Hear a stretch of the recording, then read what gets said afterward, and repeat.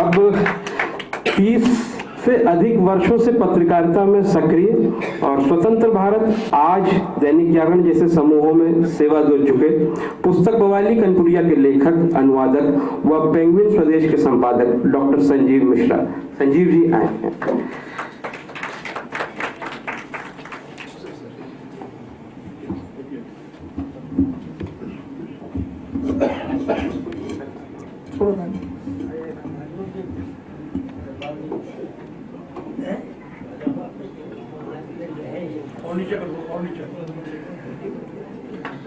ये मार्च का महीना 10th और 12th वालों के लिए एग्जाम फीवर वाला होता होगा। अच्छी बात है डॉक्टर अम्बरीश बैठे हैं तो थोड़ा बहुत बुखार उखार कम हो जाएगा। अदरवाइज मेरे लिए बड़ा संकट का विषय है ये आज, क्योंकि पूरे देश में लफाजी करा लो चल जाएगा। अब कानपुर में उनके सामने पीछे अंजनी जी बैठे हैं, तो एक घटना से शुरू करूंगा कि ब्रजेश स्वरूप पार्क में एक दिन हमने देखा कि एक उस समय के एक बड़े नेता का खड़े खड़े इंटरव्यू ले रहे थे। अगले दिन सुबह देखा जागरण में पेज 3 पे लीड छपी। लीड हम बाद में जान पाए जब हम 2-4 साल बाद पत्रकारिता में आ गए, लेकिन हम समझे पेज 3 की सबसे ऊपर खबर छपी, तो मुझे लगा दुनिया का सबसे आसान काम पत्रकारिता है। उसके बाद मिल गया डॉक्टर रमेश वर्मा जी। भाई जब सबसे आसान लगा तो हमने एडमिशन ले लिया और फिर डॉक्टर रमेश वर्मा जी पढ़ाने आने लगे, तो और फिर खूब डंडा चलाया इन्होंने। तो कुल मिला के इंस्पिरेशन से लेके डंडा चलाने वाले तक मेरे गुरु महेश जी बैठे हैं, मेरे चीफ रिपोर्टर रहे हैं, कौशल जी बैठे हैं, जिनके आसपास पत्रकार घेर के बैठते थे कि अच्छी खबर के लिए। तमाम पत्रकारों को का सृजन करने वाले यहाँ कौशल जी बैठे हैं, अनिल जी बैठे हैं, जो भले ही अखबारों के लेकिन इनके अंदर से जो तर्कश निकलता है, ऐसे तमाम लोगों के बीच। और मेरे साथ मेरा सौभाग्य भी है, मैं जब जागरण में था तो रमेश वर्मा जी, अंजनी जी अवस्थी चले गए हैं, महेश जी बाद में आ गए थे। इन सारे लोगों के साथ एक अलग तरह का वातावरण बना और निश्चित रूप से ये सब लोग जानते हैं, पूरा शहर जानता है कि वर्मा जी मेरे गुरु हैं और अंजनी जी का बहुत आशीर्वाद रहा है। इन दोनों लोगों के बीच मैं बोलूं तो शायद बड़ा कठिन सा है। यहाँ बहुत सारे अरविंद जी बैठे, बहुत पुराने मित्र हैं। और जब मैं फिर परिस्थितियों के बाद जब एक मेरी किताब आ गई तो मैं पब्लिशिंग इंडस्ट्री में शिफ्ट हुआ, तो थोड़ी किस्मत भी साथ होती है। तो मैं इस देश के सबसे बड़े कहे जाने वाले पब्लिशिंग हाउस में गया, वहां पंकज जी मिल गए। मैं नेशनल बुक ट्रस्ट में गया और पंकज जी मिल गए, तो वहां पंकज जी का बड़ा स्नेह। तो तमाम लोग मुझसे जलते भी हैं कि तुमको ठीक ठीक लोगों का स्नेह मिल जाता है। इसको कानपुर की भाषा में कुछ लोग दूसरी चीजें कहते होंगे, पर मुझे स्नेह मिल जाता है। पंकज जी के स्नेह का परिणाम हुआ कि इन्होंने मुझे भगा दिया एनबीटी से। उन्होंने कहा तुम दुनिया के सबसे बड़े पब्लिशिंग हाउस में जाओ, और मैं पेंगुइन में पहुंच गया। ये तो वो यात्रा रही और जिसके कारण ये किताब और मैं आज इस मंच का हिस्सा हूं। मैं कोई अपने बहुत विद्वान होने के कारण इस मंच का हिस्सा नहीं हूं। मैं इस मंच का हिस्सा सिर्फ इसलिए हूं, और मैं बवाली कनपुरिया के कारण भी नहीं हूं। बवाली कनपुरिया एक माध्यम है यहां तक पहुंचाने की, इसलिए वो बाहर रखी है। मैं थोड़ी सी मार्केटिंग कर रहा हूं उसकी, जिनको लेनी ले सकते। खैर, तो अब ये किताब आई, इस किताब से पहले पंकज जी की पहली किताब आई पेंगुइन स्वदेश से, जवाहरलाल हाजिर हो। तो बेसिकली मैं थोड़ा सा पेंगुइन के बारे में बता दूं कि हमारा पूरा फोकस ये है।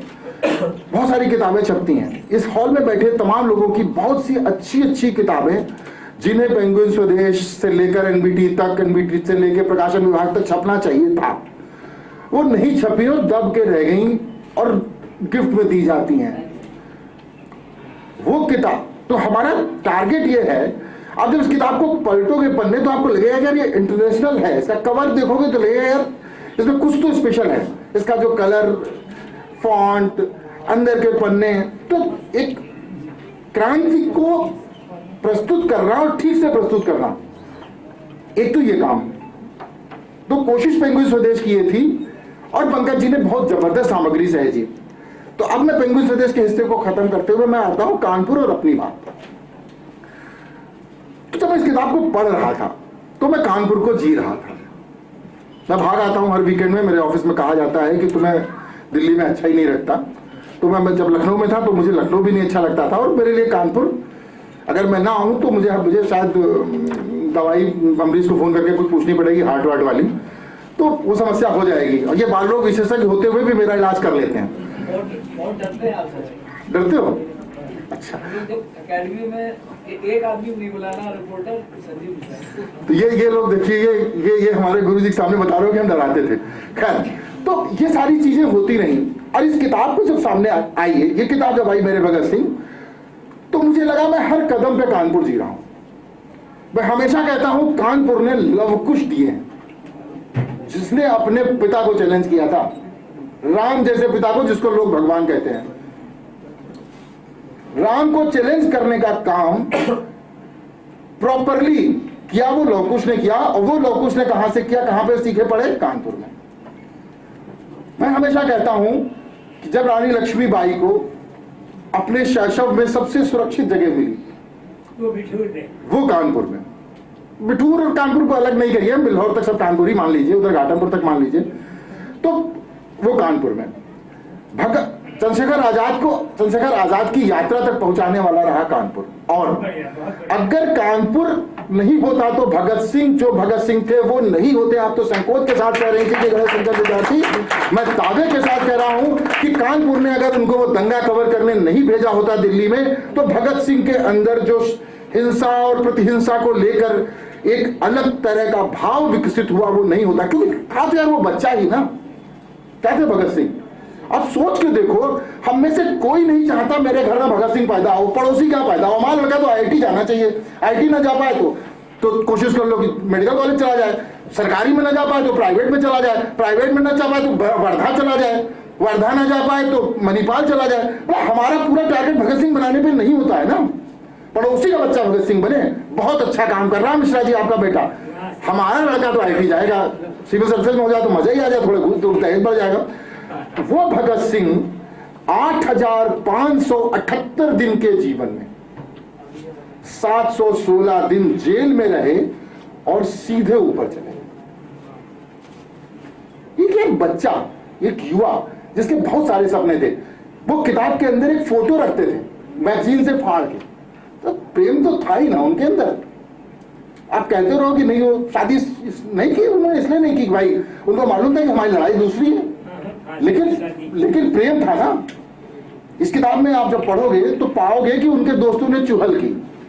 वो कनपुरियापन जो भगत सिंह के अंदर था वो बहुत सारे लोगों में, कानपुर वालों में नहीं होता, क्योंकि उनके ऊपर टेंशन पीरियोडिक टेबल रखने का होता है।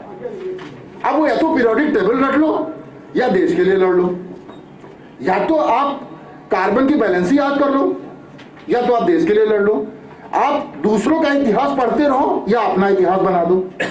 तो भगत सिंह ने दूसरों का इतिहास पढ़ने की बजाय, या जब देर बजने लगे तो हमको बता देना, क्योंकि बहुत दिनों बाद अपने लोग मिले, देश का इतिहास बनाने वाले भगत सिंह ने ये कोशिश नहीं की कि यार चलो दूसरे का इतिहास रख लेते हैं। उस समय भी तो हिस्ट्री सब्जेक्ट हुआ करता होगा, पढ़ते होंगे, लेकिन आज वो खुद सब्जेक्ट बन गए ना। ये किताब आपको बताती है भगत सिंह के सब्जेक्ट बनने की यात्रा थ्रू कनपुरिया एक्सेंट। ये किताब आपको बताती है कि यार गंगा के किनारे बैठे हैं और पैर लटका हुआ है और धीरे धीरे पत्थर फेंक रहे हैं, और अचानक उनसे चूहल में पूछा जाता है ये बताओ फोटो तुमने क्यों छिपाई थी। ये किताब आपको बताएगी, और ये किताब नहीं आपको भगत सिंह से, अब मैं बार बार वही बात कर रहा हूं कि भगत सिंह के बचपन से जोड़ती है, भगत सिंह के बड़ेपन से जोड़ती है, और भगत सिंह के उन अनुभवों से जोड़ती है जो अनुभव निश्चित रूप से ज्योत्सना जी की 23 साल की बेटी को ही नहीं, मेरी 20 साल की बेटी को और आप में से तमाम लोगों की 10 साल की, 8 साल की, और वो जो पीछे बच्चा बैठा है उन तक होने चाहिए। और वो अनुभव शेयर करेंगी किताबें, और वो किताबें आएंगी जब पंकज चतुर्वेदी जी जैसे लोग ऐसी किताबें लिखते रहेंगे। तो 2-3 बातें और बता के मैं अपनी बात खत्म करूंगा, जो कि मुझसे प्रखर ने पहले कह दिया था कि बिल्कुल राइट टाइम रहना है सबको। तो अगर मैं नहीं करूंगा तो आगे रोक नहीं पाएगा ये अनूप जी को। तो अनूप जी लंबा बोल लेते हैं, अनुभव इसलिए कह रहा हूं मैं, ये थोड़ी कह रहा हूँ 10 मिनट बोल खत्म करें। जबरदस्ती का प्रेशर बना रहे हैं आप लोग, तो कर दें। तो सुधीर जी से मेरा भी बहुत परिचय नहीं, इसलिए मैंने उनका नाम नहीं लिया। अनूप जी मेरे बड़े भाई, उनका नाम ले सकता हूं मैं। तो ये किताब सिर्फ ये नहीं बताती, ये किताब बताती है कि यार भगत सिंह ही वो कर सकते हैं ना कि जब मेडिकल कॉलेज के गर्ल्स हॉस्टल के सामने अमरीश गुप्ता खड़े हों और भाभी की ड्यूटी लगी हो गायनेकोलॉजी डिपार्टमेंट में, तो जो ये करते थे वो भगत सिंह करते थे। ये किसी के नाम पर भगत सिंह खाना बुक करा देते थे। ये किताब बताती है और आप जानोगे पढ़ के कि यार उस आदमी को व्यंजन चाहिए होते थे। ठीक है हम क्रांतिकारी है तो इसका मतलब हमको हमारी थाली में 5 चीजें नहीं चाहिए। एक दिन उनको बड़ा खराब सा खाना मिला, जल्दी जल्दी। जैसे क्या हुआ कि आपको मान लीजिए कोई एक चीज नहीं अच्छी लगती तो आप थाली में क्या करोगे, पहले उसको खत्म कर दो ताकि बाद में अच्छा वाला खाएं। तो भगत सिंह ने जल्दी जल्दी उसको खत्म किया। एक आध दोस्त लोग समझ गया कि आज इसको खाना अच्छा नहीं लगा, लेकिन अब पैसे भी नहीं थे, तो इस तरह के संघर्ष किए। लेकिन भगत सिंह को अच्छे कपड़े पहनने का भी शौक था। भगत सिंह को अपनी सारी मर्यादाओं के साथ आगे बढ़ने का शौक था। भगत सिंह को बहुत पढ़ने का शौक था, बहुत पढ़ने का। क्या सोच के देखो क्या क्या लिख गया वो आदमी। जिस उम्र में वो लड़ाई भी कर रहा था, हत्याएं भी कर रहे थे, वध भी कर रहे थे, क्रांति के आंदोलन भी कर रहे थे और संगठन भी संचालित कर रहे थे, पूरे देश में घूम रहे थे, उसके बीच बहुत पढ़ रहे थे। सिर्फ वो अलजेब्रा ट्रिग्नोमेट्री नहीं पढ़ रहे थे, सिर्फ कैलकुलस नहीं पढ़ रहे थे, वो इस दुनिया को समझ रहे थे, वो लिटरेचर पढ़ रहे थे।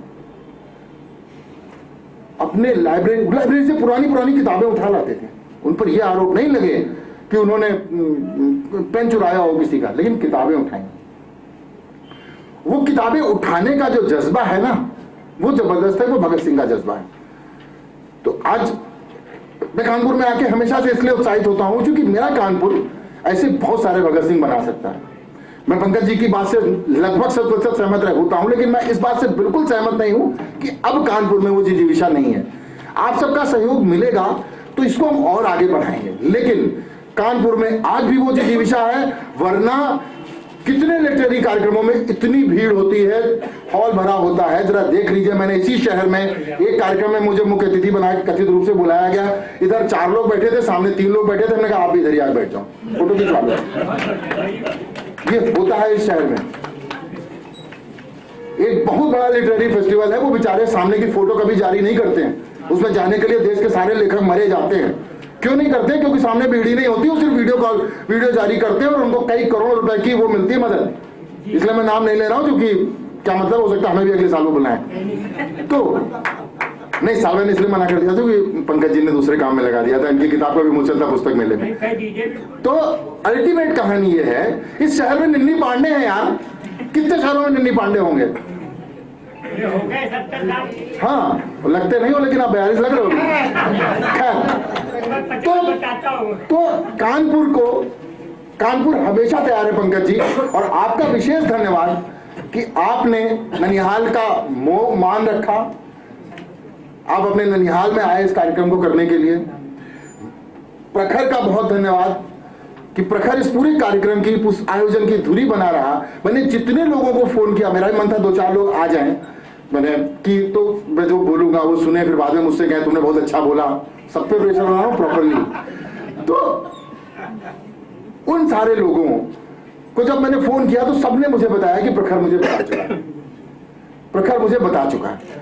तो इसके लिए प्रखर का बहुत धन्यवाद। डॉक्टर ज्योत्सना का बहुत धन्यवाद कि उन्होंने पूरे मन से किताब पढ़ी, और इतनी ज्यादा पढ़ ली कि जो मैं सोच के आया था मैं कुछ बोल ही नहीं पाया, तो मुझे फालतू बातें करनी पड़ी जो मैं उतनी देर से कर रहा हूँ।